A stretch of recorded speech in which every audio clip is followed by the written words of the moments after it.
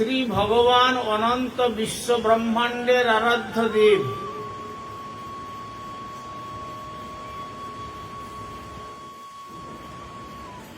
সেই শ্রী ভগবানকে জানা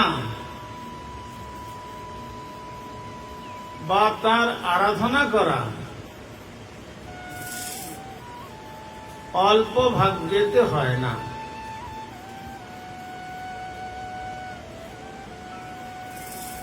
শ্রী ভগবান নিজে বেদব্যাস রূপে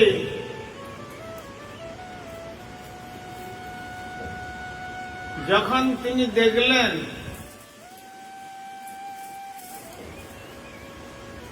তাকে নিজেকে জানাতে গিয়ে তিনি কুরুক্ষেত্রের রণাঙ্গনে জলদ গম্ভীর স্বরে ঘোষণা করেছিলেন, মত্ত পরতরং নান্যৎ কিঞ্চিদস্তি ধনঞ্জয়। হে অর্জুন, তুমি জেনে রেখো আমা অপেক্ষা পরতত্ত্ব আর কিছু নাই। সূত্রেতে যেমন মণিগাথা হয়ে মালাতে পরিণত হয়, তেমনি অনন্ত বিশ্ব ব্রহ্মাণ্ডকে আমি সেইভাবে সূত্রাকারে তার রূপদান করেছি। সেই রূপদানের রূপকার একমাত্র আমি।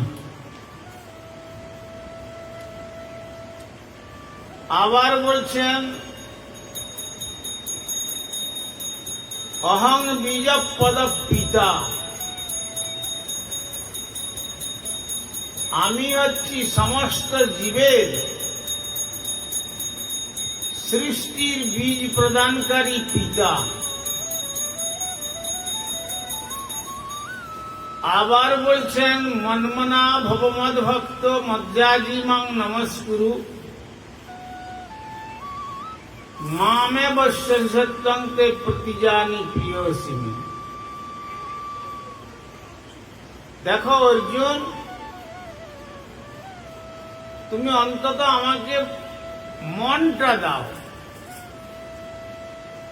যে বিষয়ের প্রতি মানুষ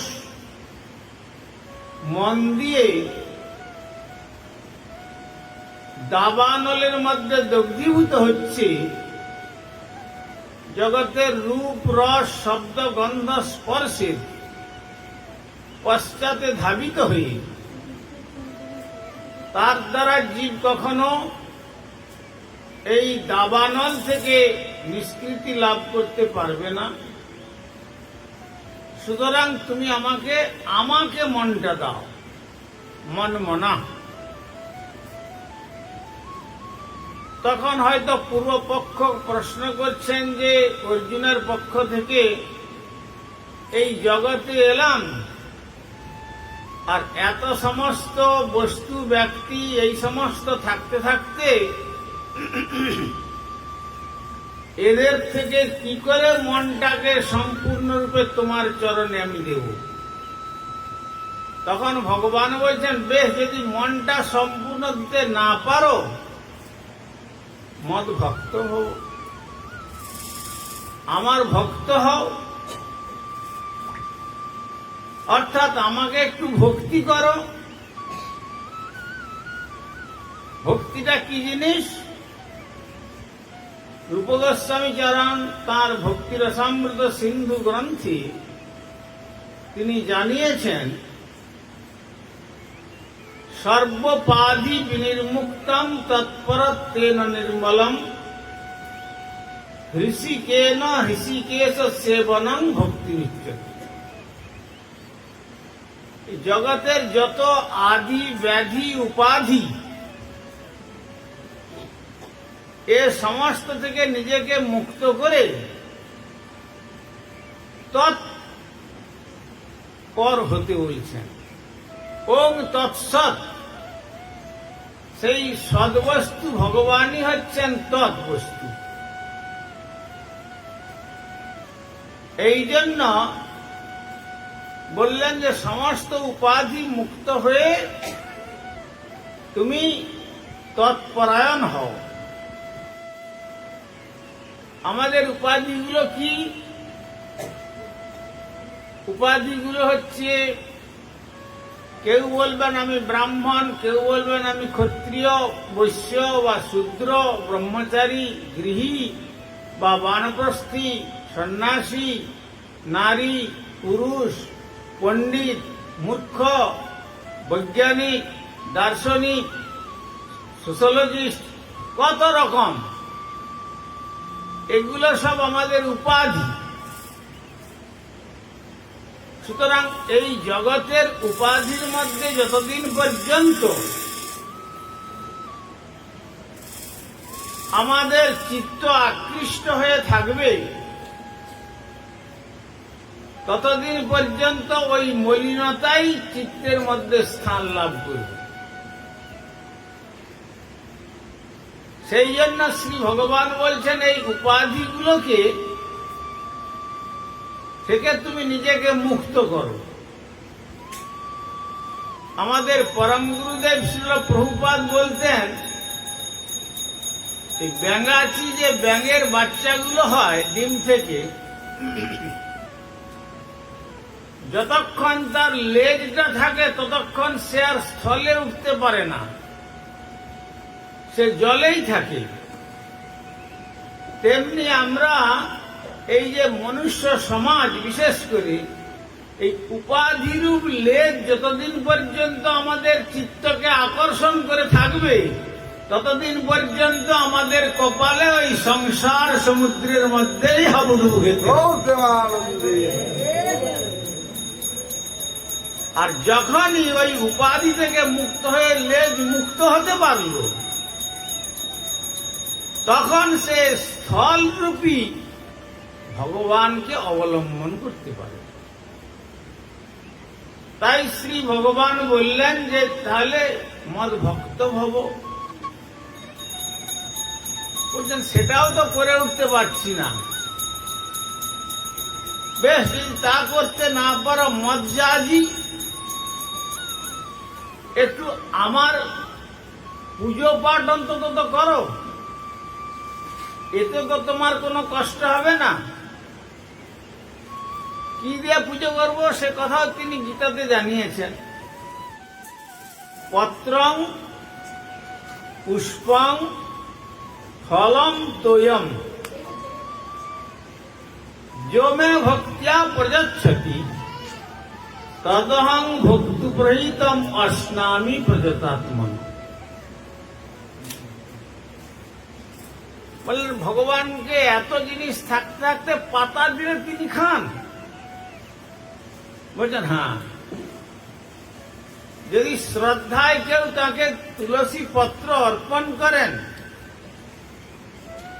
আর পুষ্প তো আহার্যের বিষয় নয়, কিন্তু শ্রী ভগবান নিজ মুখে বলেছেন, যদি শ্রদ্ধায় আমার চরণে কেউ চন্দন দিয়ে পুষ্প অর্ঘ্য অর্পণ করে, পত্রং পুষ্পং, আমি সেটাও খাই।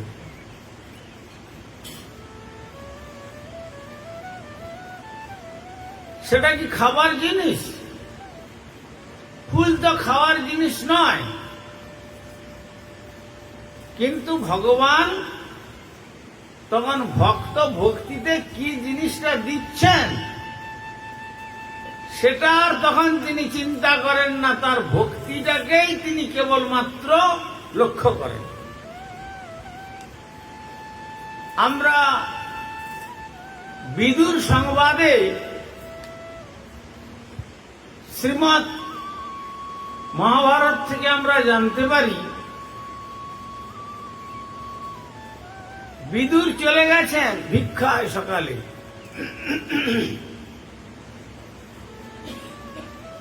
আর বিদুর পত্নী সুলভা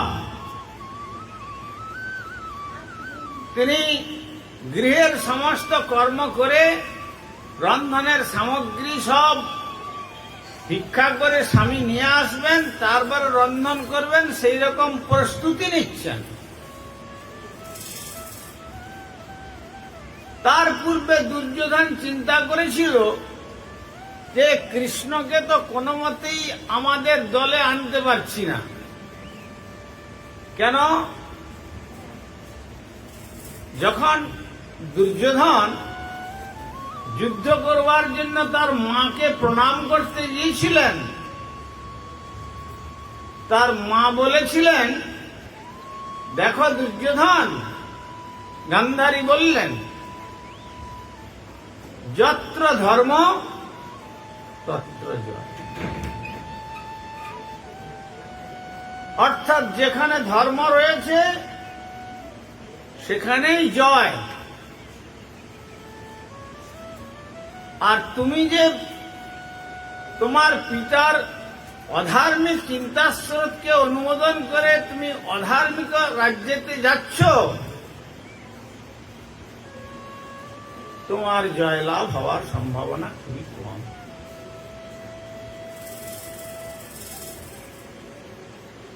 তো তখন দুর্যোধন চিন্তা করেছিলেন যে শুনেছি কৃষ্ণ তো বড় লোভী,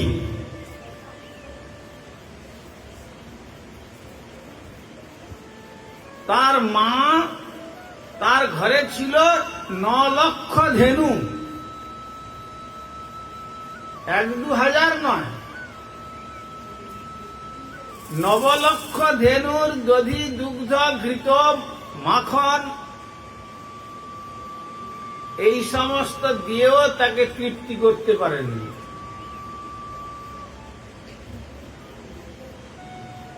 গোস্বাইপাদের কণ্ঠে কীর্তিত হল, ব্রজে প্রসিদ্ধং নবনীত চৌরম গোপাঙ্গনানাঞ্চ দুকুল চৌরম অনেক জন্মার্জিত পাপ চৌরম চৌরাগ্রগণ্যং পুরুষং নমামি। আচ্ছা, কাউকে যদি চোর বলা হয় তার কি মনে সুখ হয় না দুঃখ হয়? নিশ্চয়ই সুখ হবে না। কিন্তু শ্রী ভগবান বলছেন যে অনন্ত বিশ্ব ব্রহ্মাণ্ড যত বা ইমানি ভূতানি জায়ন্ত যেন জাতানি, অনন্ত বিশ্ব ব্রহ্মাণ্ড আমার থেকে সৃষ্টি হয়েছে, আমি তার স্রষ্টা। তথাপি কোন ভক্ত যদি ভক্তিপূত অন্তঃকরণে আমার জন্য কোনো বস্তু দিতে ভুলে যায়, তখন আমি তার ঘরে গিয়ে চুরি করেও খেতে বিন্দুমাত্র কুণ্ঠাবোধ করি না। তখন যদি লোকে আমাকে চোর বলেও বলে, যদি বলে যে ব্রজে প্রসিদ্ধ চোর কে, সকলে এক কথায় বলবে নন্দনন্দন শ্রীকৃষ্ণ ব্রজে প্রসিদ্ধ নবনীত চোর। ভগবান বলছেন সেটা তখন আমার দোষ হয় না, সেটা আমার ভক্ত বাৎসল্য গুণেতে আমাকে আরো আলোকিত করে যে ভগবান ভক্তের গৃহেতে চুরিও করতে পারেন। তো তাই যখন দুর্যোধন দেখলেন যে তাহলে ওকে একবার খাইয়ে যদি সন্তুষ্ট করে বশ করে নেওয়া যায়, তাহলে দুই পক্ষের যুদ্ধেতে আমাদের জয় অবসম্ভাবী। একদিন সকাল থেকে একবারে বৈদিক ব্রাহ্মণদের নিয়ে এসে আর শুদ্ধ গব্য ঘৃতে চর্ব চৈশ্য লেজ্জ প্রিয় দ্রব্য সব রন্ধন করছেন। আর সেই রান্নার সৌরভ সমস্ত হস্তিনাপুর জুড়ে, এখন আকাশ বাতাস যেন সৌরভেতে সকলের নাসাকে আকৃষ্ট করছে। আর ওই পথ দিয়ে কৃষ্ণ আসছেন। যখন এসে গেলেন দ্বারদেশে দুর্যোধনের, ওই পথ দিয়ে যাবেন, দ্বারটি সামনে পড়ল। দুর্যোধন বললেন, কৃষ্ণ, আমি সকাল থেকে তোমার জন্য প্রতীক্ষা করছি। কেন? না, তোমাকে একটু পেট ভরে খাওয়াবো, আর রন্ধন সামগ্রী সব হয়ে গেছে, তুমি একটু আমার গৃহে এসো, তোমাকে আমি রন্ধন সামগ্রী দিয়ে তোমার উদর ভর্তি করে আমি ভোজন করাবো। আজ এইটা আমার মনে বড় ইচ্ছা। কিন্তু প্রকৃতপক্ষে চক্রান্ত ছিল, যদি খাইয়ে কৃষ্ণকে আমি আমার বশে আনতে পারি, তাহলে পাণ্ডব বংশকে ধ্বংস করে দেব, আর হস্তিনাপুরের রাজ সিংহাসন তখন আমার। কিন্তু কৃষ্ণ কি বললেন? কৃষ্ণ বললেন, দেখো দুর্যোধন, আমার এখন এই সকালবেলা যা খেয়েছি, এখন একবারে গলা পর্যন্ত ভর্তি হয়ে আছে, এখন এক বিন্দু জলও নেওয়ার মতো আমার অবস্থা নয়। সুতরাং তুমি আমাকে বৃথা অনুরোধ করো না, আমি তোমার কিছু এখন গ্রহণ করতে পারবো না, আমার সামর্থ্য নেই। কিন্তু পাশে বিদুরের কুটিরে গিয়ে বিদুর পত্নীকে বলছেন যে, দেখো বিদুর পত্নী, আমি অত্যন্ত ক্ষুধার্ত, তোমার কিছু যদি থাকে আমাকে দাও, আমি আমার আহার্য গ্রহণ করে ক্ষুধ নিবৃত্তি করি। এইটুকু ব্যবধান তার মধ্যে। তখন বিদুর পত্নী দেখলেন, আজকে তো আমার স্বামী তো এখনো ভিক্ষার চাল নিয়ে ফেরে নাই, আমি তো সব প্রস্তুত হয়ে আছি, আসলেই রন্ধন করব, তারপরে ভোগ দিয়ে আর স্বামী স্ত্রী উভয়ে প্রসাদ পাব। কিন্তু তখন সুলভা বলছেন, ঠাকুর, এখনো তো আমার স্বামী ভিক্ষা থেকে ফেরেননি, কি দেব? যখন ভক্ত ভগবানকে ভাবাবেশে ভুলে যান তাকে সেবা করবার জন্য, কেন তার অন্তরে জাগছে অনন্ত বিশ্ব ব্রহ্মাণ্ডের আরাধ্য দেব। ব্রহ্মা যার পাদ পদ্ম আরাধনা করেছিলেন সহস্র বৎসর, তার নাভি কমল থেকে জাত হয়ে কেবল সেই কমলের নাল ধরে গমনাগমনই করলেন, কিন্তু তার আদি অন্ত কিছু খুঁজে পেলেন না, শুধু তপ। শেষে এইটুকু সংবাদ শুনতে পেয়েছিলেন। তারপরে তিনি তপস্যায় মনঃসংযোগ করেছিলেন পদ্মাসনে বসে। যে শঙ্কর কৈলাসে কখনো বাঘাম্বর আর কখনো দিগম্বর, এই দুর্গারূপী দুর্গের অধিষ্ঠাত্রী দেবী, সর্ব সৌন্দর্যের পরাকাষ্ঠা, যার সৌন্দর্য শঙ্করের চিত্তকে আকৃষ্ট করতে পারে না, আর পুত্রকন্যা, যে অর্থের জন্য মানুষ পাগল, সেই ধনের ভাণ্ডারী হচ্ছেন অধিষ্ঠাত্রী দেবী, হচ্ছেন লক্ষ্মী দেবী কন্যা। সেই ধনের অধিষ্ঠাত্রী দেবীর তাকে আকর্ষণ করতে পারল না, আর বিদ্যার অধিষ্ঠাত্রী দেবী সরস্বতী, কিন্তু তাও আকৃষ্ট করতে পারল না। সিদ্ধির অধিষ্ঠাত্র দেব গণেশ, সেও আকৃষ্ট করতে পারল না। রূপের অধিষ্ঠাত্রী দেব কার্তিক, সেও আকৃষ্ট করতে পারল না। এ সমস্তকে পরিত্যাগ করে আর শ্মশানে বসে আছেন দিগম্বর হয়ে। কখনো বাঘাম্বর কোটিতে রয়েছে, আর কখনো বা ভগবত ভাবেতে বিভাবিত হয়ে দিগম্বর বেশেতে শ্রীনাম কীর্তন করছেন। তথাপি যিনি তার পাদ পদ্ম সন্ধান লাভ করতে পারেন না।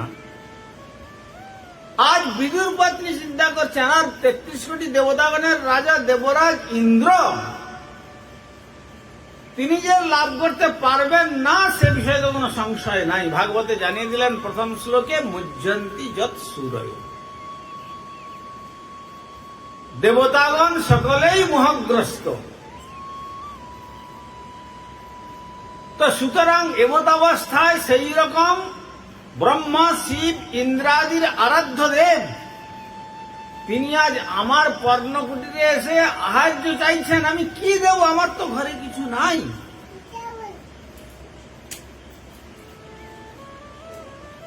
ভক্ত যখন ভগবানকে অর্পণ করতে ভুলে যান তখন তাদের হারানো স্মৃতি আবার তিনি নিজে জানিয়ে দেন। তখন বলছেন, কি বলছো তুমি? ওই তো তোমাদের যে এই কলা গাছটা আছে দেখছো না, ওই কলা গাছের মধ্যে কলা পেকে আছে, দেখতে পাচ্ছ না? ও তাই? সঙ্গে সঙ্গে বিদুর পত্নী সুলভা ওই কলা গাছ থেকে পাকা কলাটি তুললেন। আর এত ভাবেতে বিহ্বলা হয়ে পড়েছেন যে আজ সর্বারাধ্য দিন আমার পর্ণকুটিরে প্রার্থী হয়ে এসছেন, আমার কি সৌভাগ্য। এই বলে সেই কলার খোসাটাকে বের করে কলাটাকে ফেলে দিচ্ছেন আর খোসাটাকে বলছেন, প্রভু কৃপয়া গৃহান। আর শ্রী ভগবান তখন সেই খোসাটাকেও খুব তৃপ্তির সহিত মুখে নিয়ে চর্বণ করে ভোজন করছেন। আর এমন সময় বিদুর শূন্য ঝুলিতে প্রভুর নাম কীর্তন করতে করতে আসছেন। জয় রাধা মাধব, জয় রাধা মাধব, জয় রাধা মাধব হে, জয় রাধা মাধব হে, জয় রাধা মাধব, জয় রাধা মাধব, জয় রাধা মাধব হে। সুলভা যখন শুনলেন মনে করলেন এটা তো আমার স্বামীর কণ্ঠস্বর। যেই ফিরে তাকিয়েছেন স্বামীর দিকে তখন স্বামী বলছে যে, আরে হতভাগিনী, তোমার কি মস্তিষ্ক বিকৃতি হয়েছে? কেন, কি হলো? আরে গাছের পাকা কলাটা ছিল, কলাটাকে ফেলে দিয়ে খোসাটাকে দিচ্ছ অনন্ত বিশ্ব ব্রহ্মাণ্ডের আরাধ্য দেবকে। ঠিক এই কথা বলতে যাচ্ছেন আর ভগবান বাম হাত দিয়ে বিদুরের মুখটা চেপে দিলেন। চেপে দিয়ে বলছেন, দেখো বিদুর, আমি কলার খোসাও খাই না আর কলাও খাই না, আমি ভক্তির ভুখা। যার অন্তরে ভক্তি জেগেছে সেই আমি যে পূর্ণ বস্তু। উপনিষদ বলেছেন, ওং পূর্ণমদ পূর্ণমিদং পূর্ণাৎ পূর্ণমুদচ্যতে পূর্ণস্য পূর্ণমাদায় পূর্ণমেবাবশিষ্যতে। এমন পূর্ণ তিনি যে তার পূর্ণত্ব থেকে যদি পূর্ণ সাবট্রাক্ট করা যায়, পূর্ণের থেকে যদি পূর্ণ মাইনাস করা যায়, তাহলেও তিনি পূর্ণ থাকেন। যেমন যারা ম্যাথমেটিক্সে পড়েছেন তারা জানেন, ইনফিনিটি থেকে মাইনাস ইনফিনিটি রেজাল্ট ইনফিনিটি থাকে। আর ভগবান এমন পূর্ণ, তার থেকে অনন্ত বিশ্ব ব্রহ্মাণ্ড সৃষ্টি হলেও তার কোনো পূর্ণত্বের হানি হয় না। তথাপি বলছেন, যখন ভক্ত যখন আমার প্রতি শ্রদ্ধাযুক্ত হয়ে কিছু দেয়, তুমি নিষেধ করো না বিদুর, আমি কলার খোসা খাচ্ছি না। তোমার পত্নীর অন্তরের যে ভক্তি, সেই ভক্তিরস আমাকে পাগল করে দিয়েছে। সুতরাং আমি এখন যে বস্তু আস্বাদন করছি, ইতপূর্বে এত অমৃত কখনো আমি আস্বাদন করি না। সুতরাং শ্রী ভগবান ভক্তবৎসল। সেই জন্য গীতাতে বললেন, তারপরে বললেন পুষ্পের পরে সেই রকম ভক্তিতে পুষ্প দিলেও ভগবান কি করেন? গ্রহণ করেন। সেখানে গ্রহণ করেন বলেননি, কিন্তু সেখানে ভগবান বলছেন অস্নামি, অসধাতু মানে খাই থেকে এই শব্দ এসছে। আমি খাই, আমি এই পুষ্পটা গ্রহণ করলাম, মানে আমি এটা নিয়ে রাখলাম। আর আমি এটা খেলাম বললে তখন আর গ্রহণ হলো না, আহার্য হয়ে গেল। তো ভগবান সেখানে বলছেন আমি খাই। পত্রং পুষ্পং ফলম তয়ম যমে ভক্ত্যা প্রযচ্ছতি। যারা ভক্তিতে আমাকে প্রকৃষ্ট রূপে দান করে, দান করার মতো তো আমাদের কিছু নাই। আমরা ভগবানের মন্দিরে গিয়ে বললাম যে আমি 5001 টাকা দিলাম, আমার নামটা ওখানে মর্মর খচিত করে সুন্দর করে লিখে রেখে দেন। তখন ভগবান হাসেন। কেন? ভগবান বললেন যে তোমার কি জিনিসটা ছিল তুমি নিয়ে এসছিলে, আর কি জিনিসটা দিয়েছ, কার বস্তু কাকে দিয়েছ? এ তো গঙ্গায় স্নান করতে গিয়ে গঙ্গা জল দিয়ে গঙ্গার অভিষেক করছো। সুতরাং ভগবানের জিনিস ভগবানকে দিয়েছ, তার মাঝখানে আবার তোমার নামের প্রয়োজন হলো, তাহলে তার আমাকে প্রয়োজন হলো না। তাই যারা বুদ্ধিমান ব্যক্তি তারা গুপ্ত দান করেন, ভগবানের পাদপদ্ম স্মরণ করে। শ্রী ভগবান সেই জন্য বললেন যারা ভক্তিতে অর্পণ করেন তার জন্য ভগবান পূর্ণ বস্তু হলেও তার সেখানে তখন ক্ষুধার উদ্রেক আনিয়ে দেয়। ভক্তের জন্য কবিরাজ গোস্বামী বললেন জ্বলন্ত অনল প্রভু ভক্ত লাগি খায়, ভক্তের কিঙ্কর হন আপন ইচ্ছা। যখন কংসের চর পুতনা থেকে আরম্ভ করে, অঘাসুর থেকে আরম্ভ করে, বকাসুর থেকে আরম্ভ করে যারাই যাচ্ছে গোকুল থেকে আর ফিরে আসছে না, তখন একটা অসুর বলছে মহারাজ কোনো চিন্তা করবেন না, আজকে কৃষ্ণ বলরাম এবং অন্যান্য সখাগণ মিলে যে গোচারণ করতে যে স্থানটাতে গিয়েছে তারা সকলে একত্রিত হয়ে আছে। আমি সর্বত্র আমার এই মায়াবী শক্তিতে আগুন জ্বালিয়ে সকলকে করে পুড়ে ছাই করে দেবো, কোনো চিন্তা করবেন না। বৃন্দাবনে গেলে আজও দেখা যায় সেই দাবানল কুণ্ড, সখাগণকে নিয়ে, গোবৎসগণকে নিয়ে, গোমাতা নিয়ে শ্রীকৃষ্ণ বলরাম গোচারণ করছেন। হঠাৎ দেখলেন চতুর্দিক থেকে একবারে গাছের থেকে আরো উঁচু হয়ে অগ্নি চতুর্দিক থেকে আসছে। তখন সখাগণ কি বলছেন, কৃষ্ণ অনেক বিপদ থেকে তুমি তো আমাদের রক্ষা করেছিলে, আজ আর মনে হয় আমাদের রক্ষিত হওয়ার কোনো আর রাস্তা নাই। দেখো দেখো কিরকম চতুর্দিক থেকে অগ্নি এসে যাচ্ছে, যেন সর্বগ্রাসী ক্ষুধা তার লিহান জিহ্বা বিস্তার করে আমাদের দিকে এগিয়ে আসছে। মূলত তো মায়াবী অসুরের কার্য, তাদের কার্য, তার কার্য তো হলো কৃষ্ণ বলরামকে মেরে ফেলা কংসের নির্দেশে। কিন্তু ওই যে ছোট্ট ছোট্ট শ্রীদাম সুদাম দাম বসুদাম মধুমঙ্গলাদি সখা, তারা তো ছোট্ট বালক, তারা ওই বীর রস দেখলে সহ্য করতে পারবে না। তখন কৃষ্ণ বলছেন, সখাগণ এক কাজ করিস, শোনো, আমি একটু ইষ্টমন্ত্র জপ করে নি, তারপরে ততক্ষণে তোমরা একটু চোখ বন্ধ করো, না ততক্ষণে যদি আমরা পুড়ে মরে যাই সেটা আমার উপরে ছেড়ে দাও। তোমরা একটু সকলে চোখ বন্ধ করো আর আমি একটু ইষ্টমন্ত্র জপ করে নি। আর যেই চোখ বন্ধ করলেন সখাগণ, অমনি কৃষ্ণ মুখবেদান করে সমস্ত দাবানলকে পান করে নিলেন। বাস, এবার তোমরা চোখ খুলে তাকাও।